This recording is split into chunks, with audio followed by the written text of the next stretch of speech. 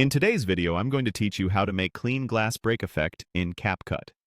We're creating that crisp cinematic shatter you see in polished edits, and we'll keep it simple so you can follow along even if you're new to CapCut. The goal is to apply the effect cleanly, time it well, and make it feel intentional rather than distracting. Start by opening CapCut on your device. Once the editor loads, create a new project so you're working on a clean timeline. If you're prompted to choose a canvas size, pick the one that matches your platform, like 16:9 for widescreen. This helps the effect render correctly later and prevents any unwanted cropping. Now, add your video. Import the clip you want to enhance and place it on the primary video track. Drag the edges of the clip to set your starting point and scrub through to find the exact moment where you want the glass to break. Think of a beat drop, a motion hit, or a camera movement that naturally fits a shatter. Setting that moment now makes timing the effect much easier. Next, click on Effects. In CapCut, Effects is where visual overlays live, and we'll search for the glass break options there. Use the search bar and type glass break.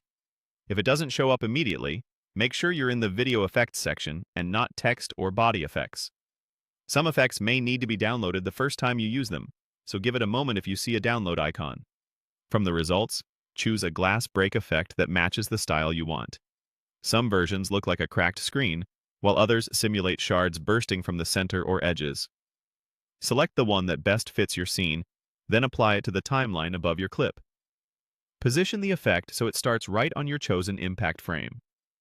You can trim the effect's duration by dragging its ends.